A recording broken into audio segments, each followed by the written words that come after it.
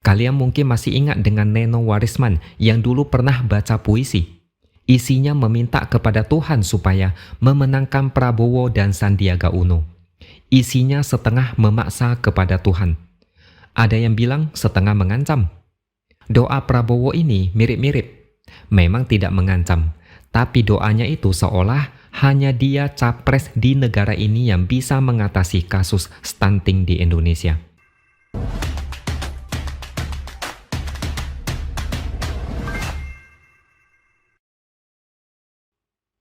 Halo, bertemu lagi dengan saya, X Hardy di Opini Seaword.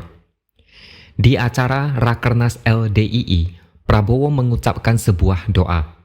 Dari doa yang beredar, doanya diucapkan dengan nada yang berapi-api, seolah ada emosi yang tertahan cukup lama dan dilampiaskan dengan suara yang kuat. Dalam doanya, Prabowo meminta kepada Tuhan agar dia dapat diberi kesempatan agar bisa memberikan makanan gratis kepada seluruh anak-anak Indonesia jika terpilih menjadi presiden. Prabowo bilang, sebagai mantan prajurit yang pernah mempertaruhkan nyawa berkali-kali, dia akan merasa bangga jika bisa mendapatkan kesempatan untuk memberikan makan kepada seluruh anak Indonesia. Seperti janji yang sudah-sudah, dia tidak mau melihat ada stunting di negara ini. Tidak boleh ada anak yang lapar di Indonesia. Tidak boleh ada anak Indonesia yang tidak minum susu lagi. Kalian mungkin masih ingat dengan Neno Warisman yang dulu pernah baca puisi. Isinya meminta kepada Tuhan supaya memenangkan Prabowo dan Sandiaga Uno. Isinya setengah memaksa kepada Tuhan. Ada yang bilang setengah mengancam. Doa Prabowo ini mirip-mirip. Memang tidak mengancam, tapi doanya itu seolah hanya dia capres di negara ini yang bisa mengatasi kasus stunting di Indonesia. Cuma dia yang paling berhak kasih makan dan susu gratis untuk anak Indonesia. Kalau memang Prabowo beneran berniat, dia bisa melakukan itu sekarang juga. Sekarang juga bisa ajukan ke presiden untuk program makan gratis ini. Tidak perlu harus jadi presiden dulu. Atau silakan ganti posisi ke menteri yang berurusan dengan makan gratis ini. Perut anak-anak Indonesia dijadikan alasan untuk menjadi penguasa. Sampai-sampai harus bawa nama Tuhan. Saya juga teringat dengan janji dari Caimin saat acara Jalan Sehat di kota, saya sudah lupa namanya. Dia bilang, jika Anies Caimin menang, maka Palestina selamat. Mereka akan selamatkan Palestina. Ini janji yang konyol. Masa harus menunggu mereka jadi presiden dulu baru selamatkan Palestina? Seolah kalau tidak jadi presiden, Palestina tidak bisa diselamatkan atau dibiarkan apa adanya. Pertanyaannya, kalau Prabowo kembali gagal jadi presiden di Pilpres 2024 nanti, apakah dia tetap akan kasih susu gratis?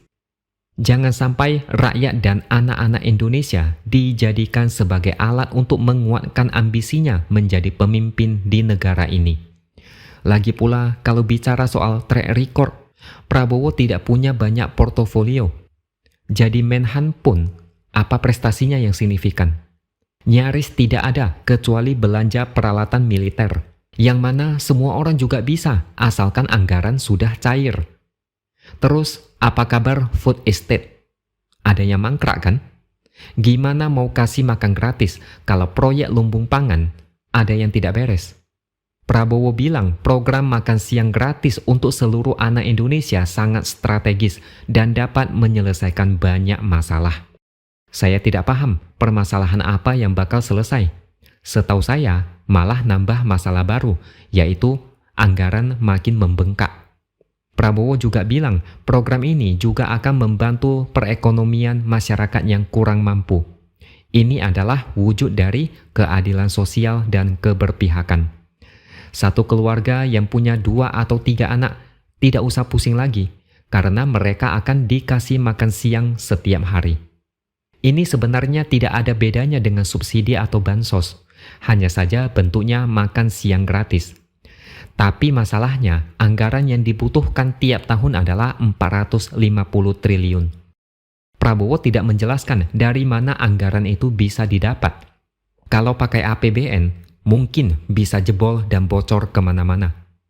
Kemungkinan besar program ini adalah bentuk janji yang terlampau besar, yang entah bisa diwujudkan atau tidak. Takutnya ini cuma program untuk menarik dukungan masyarakat. Bisa terwujud atau tidak, itu urusan belakangan. Yang penting, kasih dulu program yang bombastis. Dan perlu diketahui, anggaran ini sangat besar. Kalau melibatkan APBN, apalagi tidak dipantau dengan baik, potensi penyelewengan anggaran sangat mungkin terjadi.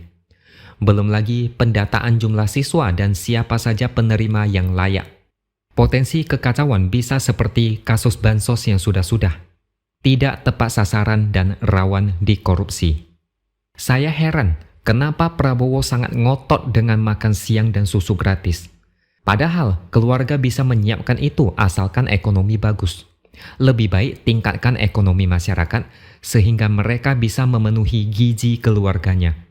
Jangan cuma bisanya jualan kecap tapi tidak memperhitungkan kemampuan negara. Saya lebih setuju kalau biaya sekolah sepenuhnya nol, tanpa pungutan yang aneh-aneh.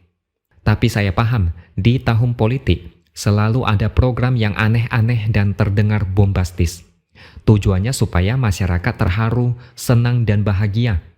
Sebagian dari mereka tidak tahu, kadang janji itu cuma manis di mulut. Janji itu cuma jaring perangkap yang sekali masuk ke dalamnya tidak bisa keluar lagi. Kalau tidak percaya, silakan lihat Anies saat menjabat sebagai Gubernur DKI Jakarta. Berapa banyak janji bombastis yang dia kasih ke masyarakat, dan berapa persen yang tuntas. Kebanyakan berakhir dengan pengibulan. Tapi yang paling penting adalah, lebih baik Prabowo berdoa supaya nantinya tetap legowo dan berbesar hati jika kalah Pilpres. Jangan ngotot mengaku menang dan bikin gaduh lewat hasil quick count abal-abal seperti di 2 Pilpres sebelumnya. Legowo itu paling penting. Berdoa pada Tuhan supaya kalau kalah nanti bisa menerima kenyataan dengan tenang dan santai, tidak gebrak meja karena kalah hat-trick. Jangan bawa nama Tuhan hanya untuk berkuasa. Apalagi minta jadi pemimpin dengan alasan mau memberikan makan gratis kepada anak-anak di Indonesia. Capres lain juga pasti kepingin jadi presiden dan pastinya juga berdoa supaya bisa memimpin negara ini. Lebih baik berdoa supaya diberikan ketabahan dan kekuatan untuk menerima kekalahan dengan lapang dada, tanpa marah apalagi menyalahkan Tuhan. Semua orang bisa menerima kemenangan, tapi tidak semuanya bisa menerima kekalahan. Apalagi kekalahan sampai 3 kali. Ini enggak gampang. Jangan seperti Neno Warisman yang baca puisi tapi isinya bikin geleng-geleng kepala. Mirip kayak anak kecil yang mengancam orang tua kalau tidak dibeliin mainan. Seolah yang paling layak jadi pemimpin cuma Prabowo. Kalau Prabowo kalah itu artinya takdir. Jangan dipaksa, apalagi ngotot mau menang. Capres ada 3, tidak mungkin semuanya jadi presiden. Pemenang cuma 1, 2 lainnya harus legowo. Kalau tidak siap kalah, lebih baik tidak usah ikut pilpres. Kasihan negara ini jadi gaduh. Oke, sampai di sini dulu opini dari saya. Subscribe channel ini supaya makin berkembang dan jangan lupa tuliskan komentar Anda. Terima kasih sudah menonton dan sampai jumpa lagi di lain kesempatan.